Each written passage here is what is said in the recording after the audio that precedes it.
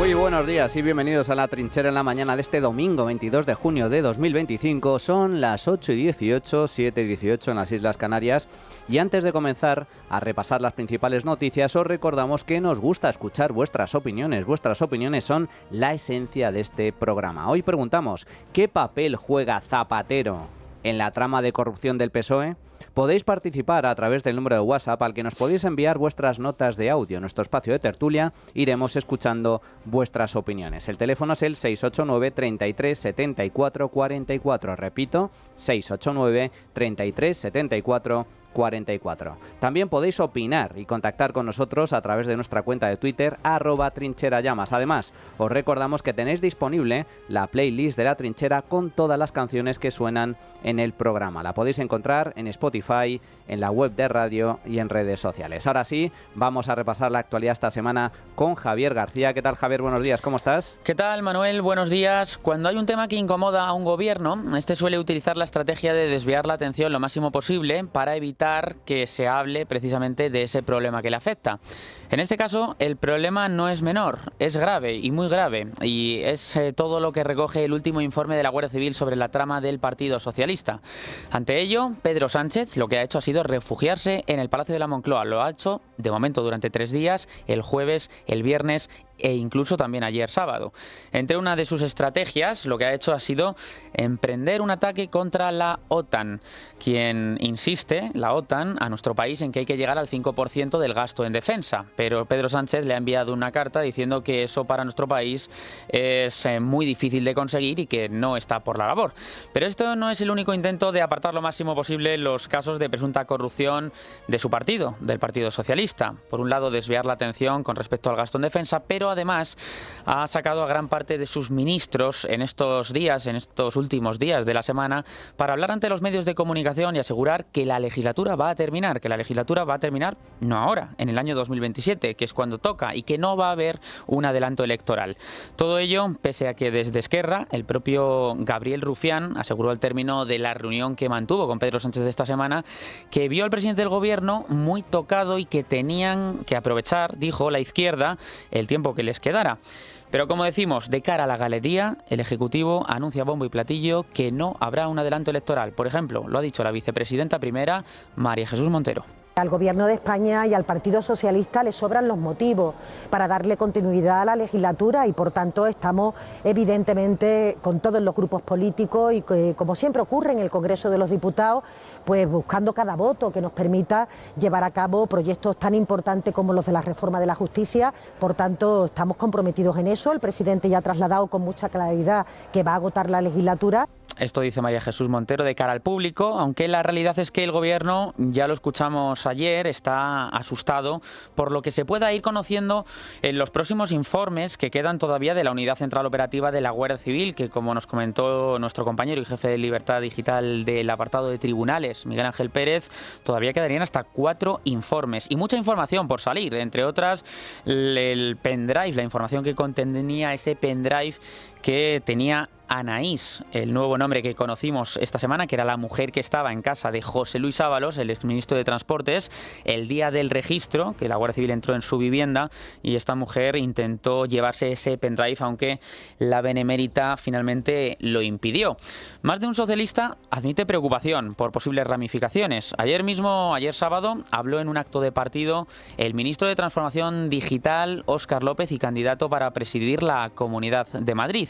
Reconoció que lo que está sucediendo en el Partido Socialista les está afectando, les está pasando factura, aunque eso sí, dijo que Sánchez está más fuerte que nunca e insistió también en lo que hemos escuchado de María Jesús Montero, en que las elecciones serán en el año 2027. Estos días son muy duros, yo lo reconozco. Y es increíble el daño que pueden hacer algunas personas concretas a toda una organización y a una tarea tan colectiva, tan grande como la del Partido Socialista. Es así. Nos duele. Pero quiero también que tengamos la certeza de algunas cosas. Tengamos la certeza de que esto es el PSOE. Y aquí no se pasa ni una. Y aquí el que la hace la paga. El mayor temor que tiene el Partido Socialista es que exista una conexión que pueda afectarles en alguna de las pocas instituciones que aún controlan, como podría ser la delegación del Gobierno. Además, también que se pueda extender a otros territorios, por ejemplo en Castilla-La Mancha, que la corrupción pueda extenderse hasta estos lugares. Hay inquietud allí en Castilla-La Mancha por la posible deriva nacional del caso, pero tranquilidad al mismo tiempo respecto a la gestión del Gobierno regional. En el informe de la UCO se menciona, por ejemplo, el aeropuerto de Ciudad Real, donde la trama trató de infiltrarse, eso sí, sin conseguirlo. Pese a todos los audios y las novedades que se van conociendo, hay algunos socialistas incluso que siguen defendiendo a día de hoy la inocencia de Santos Cerdán. Es, por ejemplo, el portavoz del Partido Socialista, Patxi López, quien este mismo jueves dijo que hay que esperar a que se conozca toda la verdad. Hubo un documento que fue intervenido en los registros de la UCO que dicen que el señor Santos Cerdán fue dueño de la empresa que aparece en el informe de la UCO. ¿Qué le parece y si cree que el Gobierno de Navarra se puede ver afectado? Y él lo niega, con lo cual vamos a esperar a que se conozca la verdad, ¿no? Porque hubo un informe, yo ese informe sí, que luego lo he visto en la portada de un periódico, pero no, ya está, ¿no? No se cree el informe de la Guardia Civil Patxi López. Pedro Sánchez ha negado en todo momento conocer lo que sucedía en su entorno más cercano. Hablamos de lo que ocurría nada más ni nada menos que con José Luis Ábalos y con Santos Cerdán. Sin embargo, según un nuevo audio publicado esta semana por El Español, Santos Cerdán era el hombre de máxima confianza de Pedro Sánchez. En la grabación, el exasesor de José Luis Ábalos, Koldo García, asegura que el ahora exsecretario de organización, que es Santos Cerdán, todo lo que hacía en el Partido Socialista lo hacía por orden directa de Pedro Sánchez. Es decir, que no tomaba ninguna decisión, vamos a escucharlo aquí en este audio del Español, sin la aprobación del presidente del Gobierno. Es a nivel interno del partido. Santos está intentando que no se rompa y que dentro del partido esté en su sitio. Es verdad que hace lo que le manda Pedro, punto. Pero el único acceso que hay de los afiliados a Pedro es Santos. El único, es decir, los secretarios generales provinciales, los secretarios generales y tal, con el único que pueden hablar para poder decirle algo a Pedro es Santos. Ahí es donde creo que no lo está haciendo mal. Santos ha dicho varias cosas a Pedro. Resulta curioso que Pedro Sánchez entonces no conociera nada si todo lo consultaba a Santos Cerdán con él. Precisamente los socios de gobierno no se creen los argumentos de Pedro Sánchez y consideran que la legislatura ha llegado a su fin. Por ejemplo, literalmente ha dicho esta semana Ione Belarra, la secretaria general de Podemos, que a continuación la vamos a escuchar también, que la legislatura está, dice literalmente, muerta. Además, no solamente los socios, también el propio gobierno. En el sector Sumar de Yolanda Díaz del gobierno son muy críticos con la situación del Partido Socialista. Esto dijo ayer la vicepresidenta segunda Yolanda Díaz. Me avergüenzan más, si cabe, los comportamientos de golfos de señores corruptos y de su deleznable forma de actuar. Mientras unos acordaban mordidas al lado del Ministerio de Trabajo, otras, aquí, compañeros y compañeras, estábamos peleando la reforma laboral.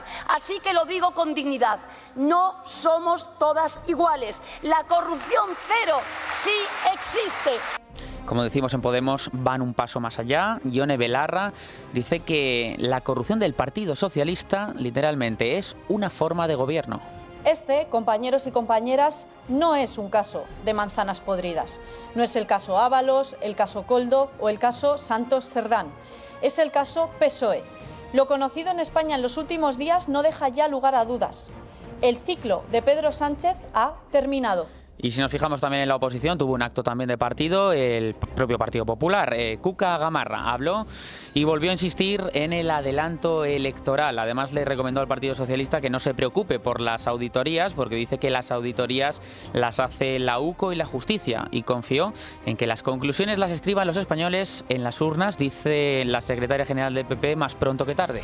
El único camino que le queda a Pedro Sánchez es el del camino de la dimisión y de las elecciones, para que hablemos todos los españoles, que seremos nosotros, los españoles, los que escribamos las conclusiones a las auditorías que no serán las de Pedro Sánchez, que van a ser las de la UCO y las de la Justicia. Amigos, lo que mal empieza, mal acaba. Y la legislatura de Sánchez empezó muy mal.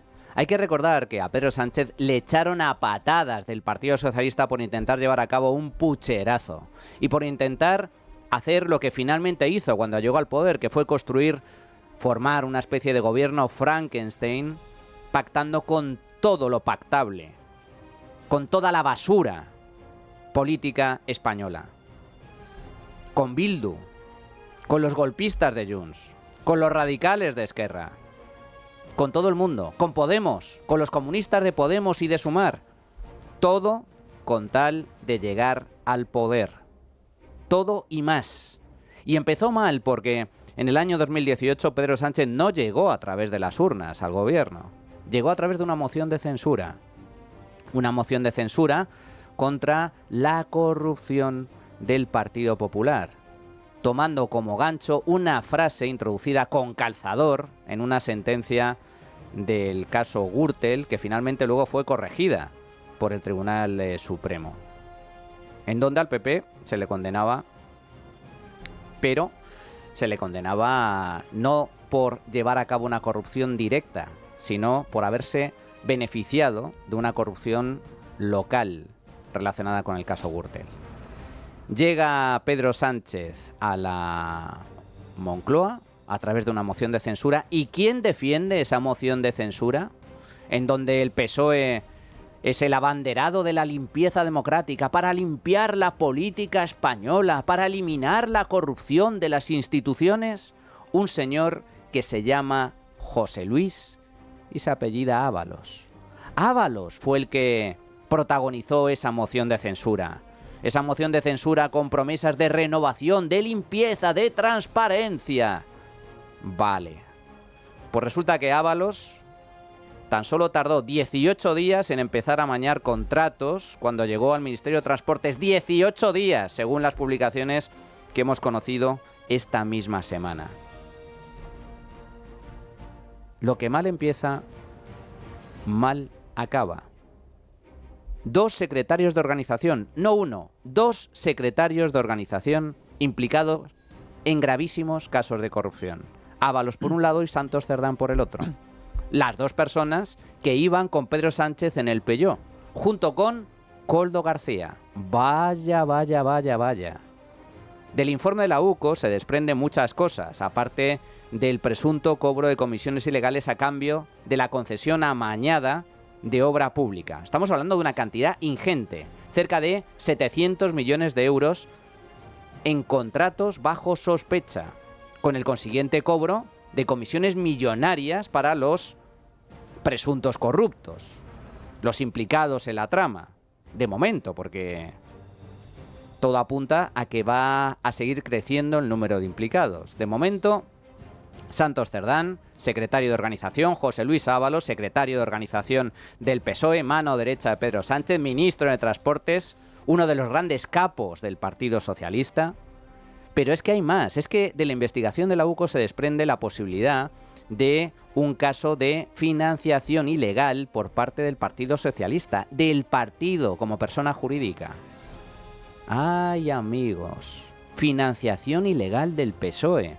También una derivada muy importante relacionada con pues el presunto fraude en materia de hidrocarburos a través del petróleo venezolano, con implicación directa o indirecta de el expresidente del gobierno, el señor Zapatero, según ha denunciado Víctor de Aldama y según también las informaciones que empiezan a surgir al respecto. Con sobres, con una posible financiación por parte del régimen venezolano para que Pedro Sánchez presidiera la Internacional Socialista. ¿Somos conscientes de la gravedad que supone esto? ¿Somos conscientes de la porquería, de la basura a la que estamos asistiendo? El mayor caso de corrupción de la historia de España. Nunca antes en la historia de este país habíamos presenciado una corrupción de semejante magnitud, especialmente no solo por la cuantía, sino por la relevancia de los personajes implicados. Estamos hablando de 2 secretarios de organización, de un ministro de Transportes. Estamos hablando de la mujer del presidente, del hermano del presidente, del fiscal general del Estado. suma y sigue, porque la UCO también está investigando a Armengol, la presidenta del Congreso, y a Torres, ministro, y el patrimonio de Cerdán, y el rescate de Europa. Pero bueno, ¿pero dónde se acaba esto? ¿Dónde se acaban? Parece que no hay final. La cuestión es que van cayendo las piezas una a una, como si fuese un dominó, pero falta el number one, el número uno. Y dice el PSOE, no, pero es que nosotros hemos actuado. ¿Ah, sí? ¿Habéis actuado? ¿Cargando contra los jueces? ¿Cargando contra los periodistas que estaban sacando la información? ¿Intentando sacar trapos sucios de los investigadores? ¿Intentando cargarse a la UCO? ¿Al responsable de la UCO? ¿Pero de qué estáis hablando? No insultéis la inteligencia de los españoles. Sánchez, una de dos, o lo sabía y lo encubrió, o lo sabía y participó, o no sabía nada y entonces es un completo imbécil. Solo caben esas tres alternativas. Solo caben esas tres alternativas. Hombre, a Sánchez se le puede acusar de muchas cosas, pero tonto no creo que sea. ¿Qué pasaría en cualquier país serio ante una mínima parte de los escándalos de corrupción que hemos visto estos últimos meses? Pues que el presidente del gobierno, máximo responsable del Ejecutivo, dimitiría. Pero aquí no, amigos. Aquí Pedro Sánchez no piensa dimitir. Pedro Sánchez lo tienen que dimitir. A Pedro Sánchez hay que echarlo de la Moncloa. Él, por su propia voluntad, no va a salir. Y precisamente, Manuel, comentabas el tema de Venezuela, es de lo que vamos a hablar ahora, porque el informe de la Guardia Civil que conocimos la semana pasada recoge una reunión celebrada el 9 de abril del año 2019, entre el que fue ministro de Transportes, José Luis Ábalos, y su asistente Koldo García. La grabación revela las gestiones realizadas por el propio Koldo para que Pedro Sánchez hablara directamente con Juan Guaidó, que era entonces el líder de la oposición venezolana, tras haber sido reconocido como presidente encargado de Venezuela por el Ejecutivo Socialista. Según Koldo García, Ábalos podría recibir una comisión de hasta 500.000 euros al mes durante 3 años por mediar en un acuerdo petrolero entre Venezuela y empresas extranjeras si fructificaban las conversaciones entre Sánchez y Guaidó. Fuentes del caso, consultadas por Libertad Digital, afirman que el comisionista Víctor de Aldama entregó en persona a Juan Guaidó, meses después de la reunión entre Ábalos y Koldo, una carta de papel timbrado de la Fábrica Nacional de Moneda y Timbre en un portafolio oficial que usa exclusivamente el gobierno español, firmada por el propio José Luis Ábalos. La misiva recoge con fecha del 26 de julio del año 2019 el reconocimiento del liderazgo de Guaidó por parte del Gobierno de España. Las mismas fuentes consultadas por esta casa, por Libertad Digital, destacan que solamente 6 meses después del encuentro entre Aldama y Guaidó, la número 2 del régimen de Nicolás Maduro, Delcy Rodríguez, viajó a España, y esto fue ya el Delcy Gate, la madrugada del 19 de enero de 2020. En ese periodo temporal, el acuerdo de apoyo de Sánchez a Guaidó saltó por los aires y el Ejecutivo Socialista se entregó al régimen de Nicolás Maduro, que ofreció cupos de petróleo para financiar el Partido Socialista y la presidencia de Sánchez en la Internacional Socialista. En este cambio de postura respecto al liderazgo de Venezuela, el expresidente del gobierno, José Luis Rodríguez Zapatero, habría jugado un papel muy importante, clave y decisivo. De hecho, el diario The Objective ha publicado esta semana una información que puede ser muy comprometedora para él. Este medio asegura que el comisionista Víctor de Aldama guarda bajo llave 2 sobres con pruebas irrefutables que demostrarían cómo Zapatero habría recibido pagos millonarios de la petrolera pública venezolana PDVSA. Ignacio Bravo, buenos días. Buenos días. No es ningún secreto que las actuaciones de José Luis Rodríguez Zapatero van más allá de su figura como expresidente del gobierno y militante del Partido Socialista. Siempre vinculado con negocios turbios, especialmente con las dictaduras china y venezolana, la trama que salpica a todo el Ejecutivo motivo no podía ser menos para Zapatero y poco a poco comienzan a relacionarle con supuestos pagos, comisiones y actuaciones delictivas. Y ha sido, como viene siendo habitual, el nexo corruptor de la trama el encargado de dilucidar las primeras acusaciones contra el exdirigente socialista. Víctor de Aldama señaló la semana pasada a Zapatero como beneficiario de un viaje en su avión privado entre República Dominicana y Caracas e instó al pasajero VIP a explicar la razón de su viaje y el equipaje con el que viajaba. Parte de ellos el famoso sobre, que además yo creo que esto tampoco lo he dicho nunca, pero mira, hoy ya lo voy a decir. Yo creo que eso sabe bien el señor Zapatero de lo que estoy hablando, porque lo único que yo sigo con él es correcto y encima me han pedido que le lleve en mi avión privado de Caracas a Santo Domingo y le he llevado. Entonces, que explique qué hacía el señor Zapatero conmigo en ese avión. Según las informaciones publicadas esta semana por The Objective, el comisionista Víctor de Aldama guarda bajo llave 2 sobres cuyos contenidos han estado hasta ahora bajo la custodia de su socio Luis Alberto Escolano. Ahora, esos 2 sobres podrían ver la luz y hacer tambalear los negocios de José Luis Rodríguez Zapatero y hacer crecer las sospechas sobre la financiación ilegal del Partido Socialista, porque el interior de esos sobres demostrarían cómo el ex líder socialista había recibido pagos millonarios de la petrolera pública venezolana PDVSA.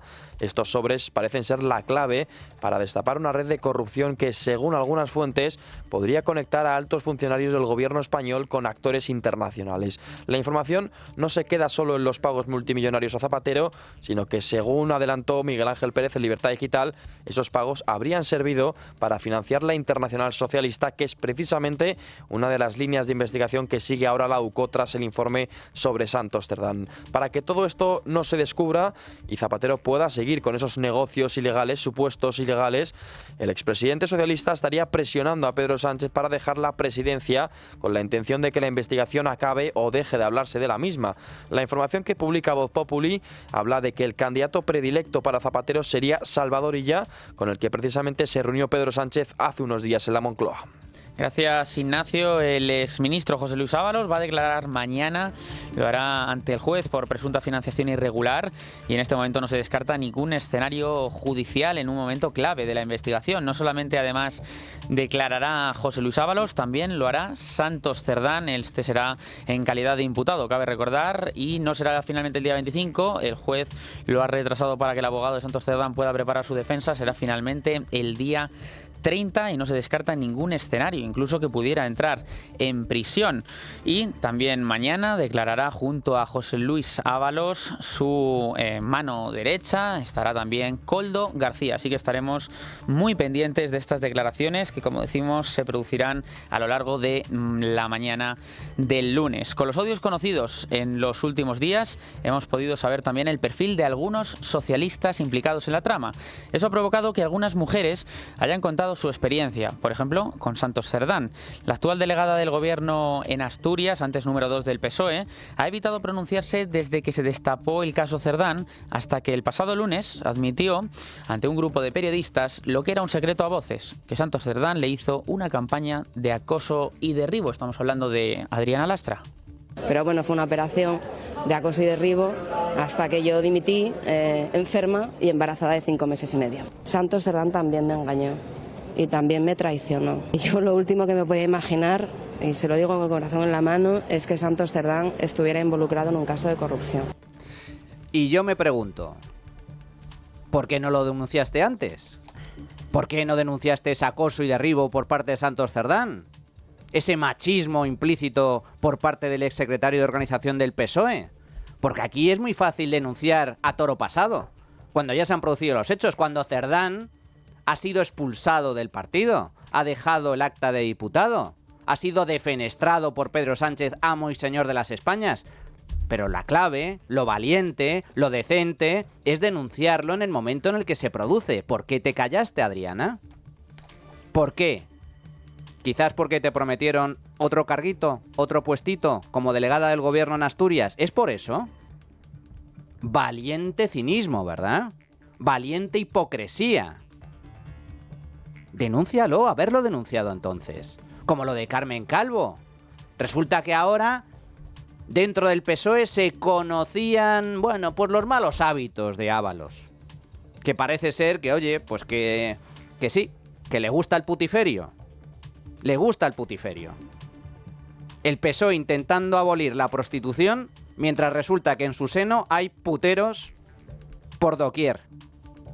También es un ejercicio de cinismo bastante importante, ¿verdad? ¿Por qué no lo denunciasteis? ¿Por qué no lo denunciasteis públicamente entonces? ¿Por qué no lo echasteis entonces? Si sabíais que le gustaba la vida alegre. ¿Por qué encima le poníais una cámara a Ábalos diciendo yo soy feminista? Porque soy socialista. Sois una panda de cínicos y de hipócritas, de mentirosos y de falsos. No decís ni una media verdad, ni a tiros. Y ahora pretenden abolir la prostitución. ¿En serio? ¿En serio? ¿Vais a prohibir la prostitución? Que, por cierto, nada solventaría. Agravaría los problemas relacionados con la prostitución de forma muy sustancial. Allí donde se ha intentado prohibir, el resultado ha sido nefasto, desastroso. Por cierto, hay una plataforma de prostitutas con un lema que es fantástico, que define a la perfección el espíritu del Partido Socialista. Resulta que los socialistas consumen prostitución, pero al mismo tiempo les pretenden hacer la vida imposible y prohibirles trabajar. Sois unos cínicos y unos sinvergüenzas. Los escándalos de presunta corrupción no terminan aquí. Vamos con otro asunto que también afecta al Gobierno de España, porque esta semana José Antonio Marcos San Juan, el presidente del Tribunal Económico Administrativo Central y número 3 de la vicepresidenta María Jesús Montero y ministra de Hacienda, ha presentado su dimisión del cargo después de haber sido acusado de cobrar por parte de empresarios a cambio de anularles ciertas sanciones. La vicepresidenta María Jesús Montero insiste en que todo es mentira, en que es mentira que haya cobrado ninguna comisión, incluso horas después de que la ministra saliera en defensa de su número 3, la Fiscalía Anticorrupción abrió diligencias contra él por los delitos de cohecho, de tráfico de influencias, prevaricación, malversación de caudales públicos y actividades prohibidas a funcionarios. El Consejo de Ministros ya ha aprobado su sustitución por José Ignacio Ruiz Toledano. Victoria Pérez, buenos días. Buenos días. José Antonio Marcos San Juan ha dimitido esta semana como presidente del Tribunal Económico Administrativo Central, organismo dependiente de la vicepresidenta del Gobierno, María Jesús Montero. La dimisión ha sido fruto de los reportajes de investigación publicados por el periódico El Debate, que revelan el cobro de comisiones ilegales. Montero ha sostenido que es mentira que su número 3 en el Ministerio haya cobrado alguna comisión. Lo ha hecho en respuesta a la portavoz del Partido Popular en el Senado, Alicia García, durante la sesión de control del miércoles.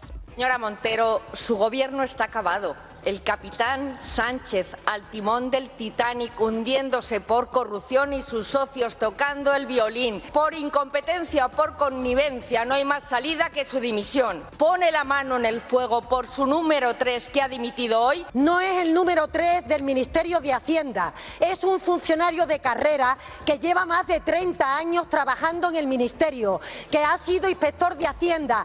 Es mentira que haya tenido ningún tipo de comisión. Marcos San Juan cobraba comisiones de empresarios a los que favorecía estimando sus reclamaciones, la mayoría de ellas de importes millonarios. Uno de ellos admite haberle entregado más de 100.000 euros en metálico, siempre en sobres, durante varias reuniones celebradas en la cafetería de un hotel situado a pocos metros de su despacho oficial. Este empresario también ha admitido que Marcos San Juan le pedía más dinero usando la excusa de que lo tenía que repartir entre miembros del ministerio. También que disponía de una libreta en la que apuntaba cuánto dinero percibía en concepto de comisiones ilegales. Este miércoles, Miguel Tellado, portavoz del Partido Popular en el Congreso de los Diputados, ha preguntado a Montero si ella también habría cobrado parte de esas comisiones ilegales que recibía San Juan. Es usted la ministra de Hacienda de un gobierno bajo sospecha por mordidas, comisiones y desfalcos. Su jefe de gabinete en el ministerio está señalado por hacer favores a empresas a cambio de dinero e inmuebles. ¿Los 25.000 euros se los quedó él o los repartió con usted? San Juan negaba su implicación en la trama horas antes de dimitir. Antes de dejar el cargo, trasladó a una fuente cercana que no se iba a marchar del partido. El exalto cargo dejó claro en un mensaje al que ha tenido acceso el diario El Debate que no se iba a entregar sin ser él el culpable. Tras 7 años al frente del Tribunal Económico Administrativo Central, San Juan ha dejado el puesto por motivos personales, según afirman fuentes del Ministerio de Hacienda. Se trataba de uno de los nombramientos más longevos de Montero, que lo fichó en el 2018 con la llegada llegada del presidente del Gobierno a la Moncloa y siempre lo ha considerado su mano derecha. En su lugar, el Consejo de Ministros ha nombrado este martes a José Ignacio Ruiz Toledano como nuevo presidente del tribunal. Y ha vuelto a ser noticia esta semana, después de 2 semanas, Leire Díez, la fontanera de Ferraz. Tal y como ha adelantado El Español, esta semana Leire Díez investigaba a Alberto Núñez Feijóo, a Isabel Díaz Ayuso y a otros líderes del Partido Popular por orden de Ferraz para sacarles trapos sucios antes de las elecciones de 2027. La fontanera de Santos Cerdán ofrecía beneficios judiciales y pactos con la Fiscalía a los imputados que le proporcionaban alguna información de interés sobre el presidente del PP o la presidenta de la Comunidad de Madrid, entre otros miembros populares, entre esos otros altos cargos del Partido Popular de Alberto Núñez Feijóo. Además de buscar documentación o pruebas contra los grandes enemigos de Pedro Sánchez, incluso también intentó recabar pruebas contra, por ejemplo, Juanma Moreno Bonilla en Andalucía o contra el portavoz en el Congreso de los Diputados del PP, Miguel Tellado. Isabel Díaz Ayuso ha respondido de forma irónica en redes sociales, lo ha hecho esta semana y aseguró que espera que dieran con su suspenso en matemáticas en octavo de EGB. De forma irónica también se pronunció ya en persona el pasado jueves porque se celebró el último pleno en la Asamblea de Madrid antes del verano. Muy buenas tardes, es la 1 del mediodía, no he comido.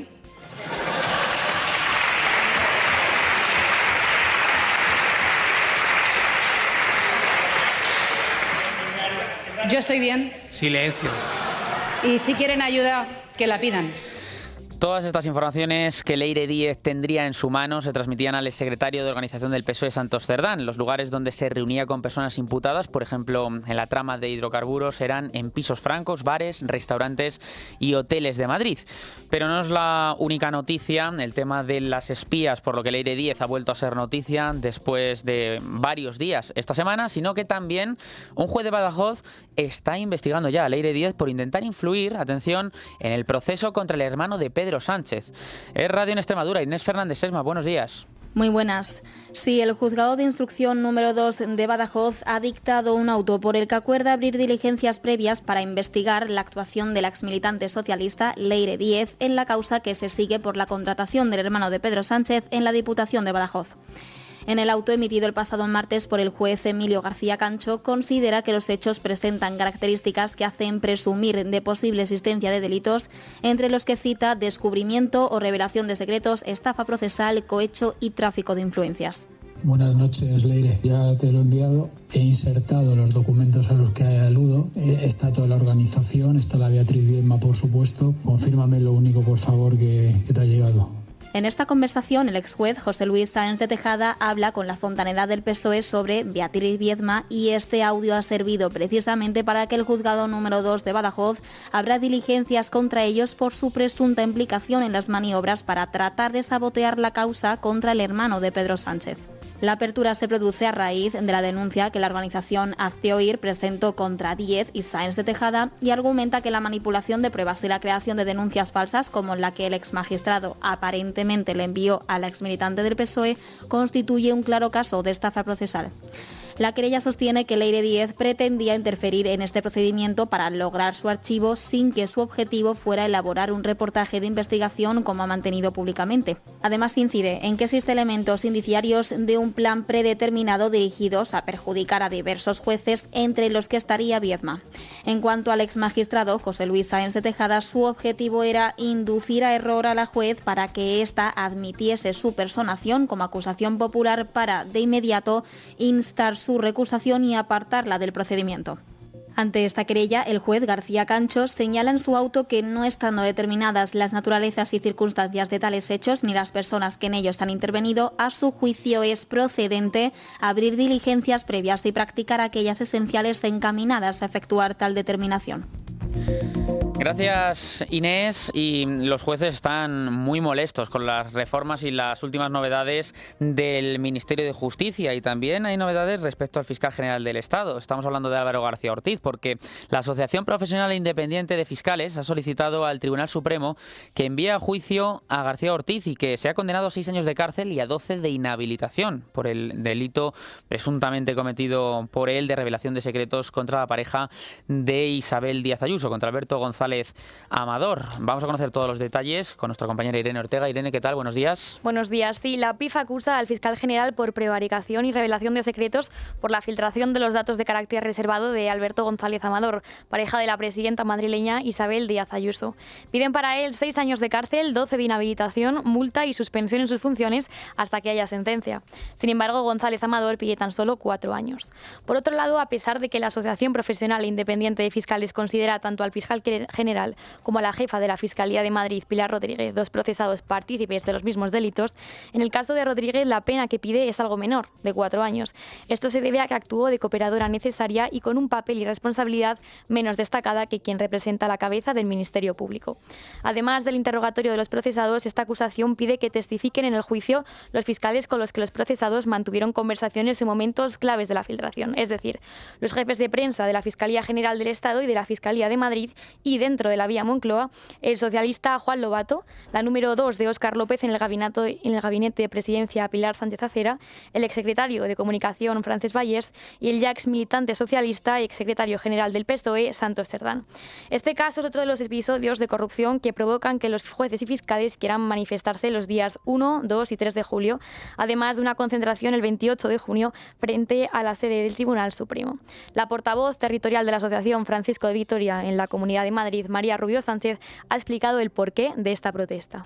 Bueno, pues el objetivo de las movilizaciones es que se paralice totalmente las reformas de la carrera judicial y fiscal que están ahora mismo en el Parlamento, concretamente en el Congreso de los Diputados, y que se quiere tramitar y que se ha habilitado la vía urgente parlamentaria, habilitando el mes de julio para su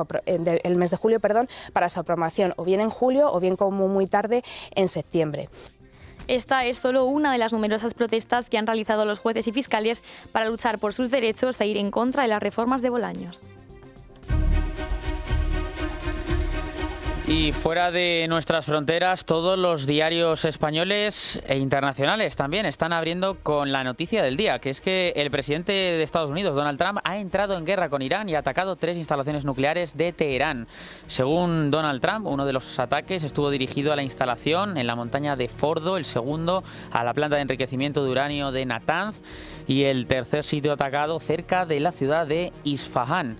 Con esta operación militar, Estados Unidos ha entrado de lleno en el conflicto y ha marcado el fin de cualquier vía diplomática y el aumento del riesgo de una guerra regional. Donald Trump ha avisado al régimen ayatolá de que los ataques serán peores si no cesan su ofensiva contra Israel. Por su parte, Irán amenaza con represalias y podría intentar acelerar su programa nuclear, aunque su capacidad ha quedado muy dañada.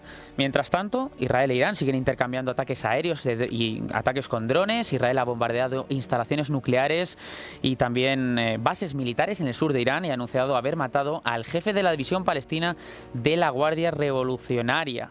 También han nombrado en Irán a varios sucesores por si uno de sus líderes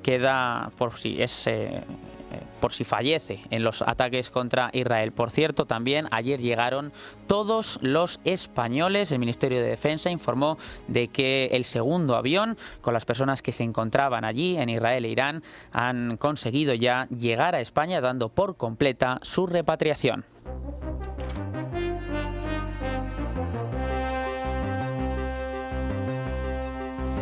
Bueno, pues entramos de lleno en el tiempo de análisis, el análisis siempre certero, personalísimo de Carlos Cuesta. ¿Qué tal, Carlos? ¿Cómo estás? Buenos días.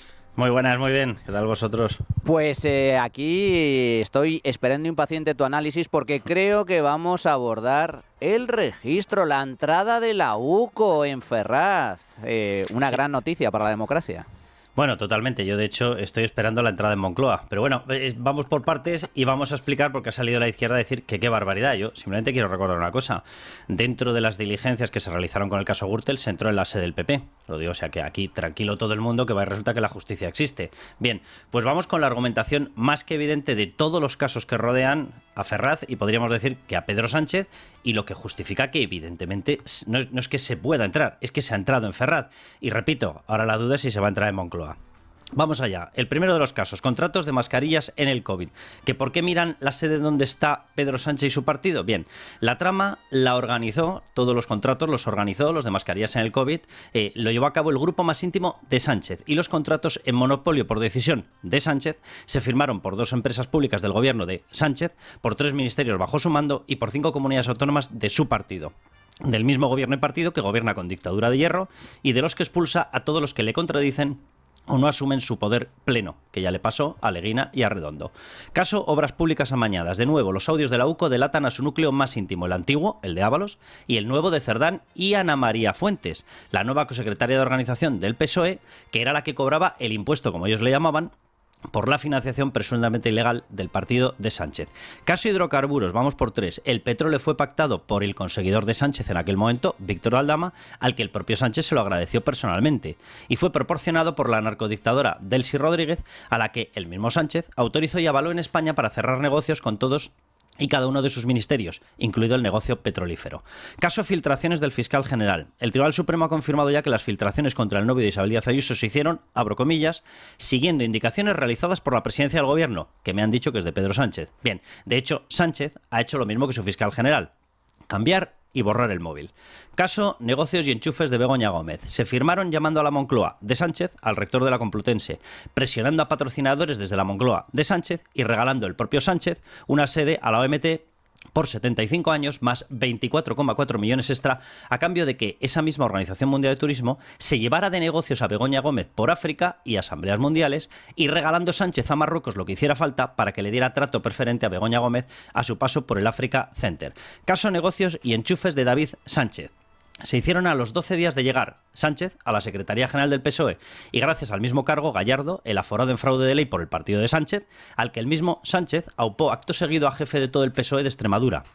Todo ello sin el más mínimo control de la hacienda de Sánchez y con incorporación a patrocinios de fondos de la UE de los proyectos del hermano, gracias a la decisión de la Moncloa de Sánchez.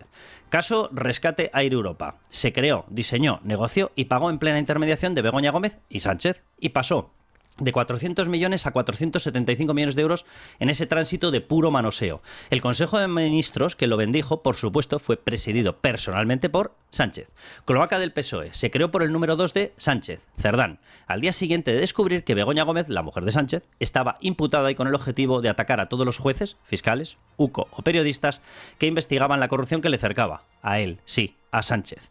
Caso Tito Berni, Fundación Iberoamericana Internacional. Se creó desde el partido regional que comanda la misma persona a la que Sánchez ha elevado a ministro y protegido sin cesar, Ángel Víctor Torres. Y la fundación citada es de su gobierno y con una docena de cargos suyos dentro. Sí, de Sánchez. ¿Y España vaciada? Begoña Gómez se ha beneficiado de ello, cerrando negocios tan solo soportados por las subvenciones que concede el gobierno del propio Sánchez. O la UE, por mediación del gobierno del propio Sánchez. En resumen, que si está justificada la entrada en Ferraz, o sea, hubiese estado justificada que lo hubiesen levantado con cimientos y todo y se lo hubiesen llevado a algún cuartel de la Guardia Civil para analizarla de arriba abajo. Y repito, ahora la duda es si se va a entrar en Moncloa.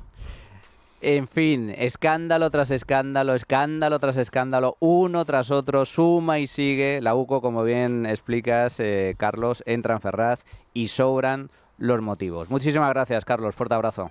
Un abrazo fuerte. Bueno, pues llegados a este punto, vamos a hacer una pequeña pausa y regresamos con el tiempo de tertulia.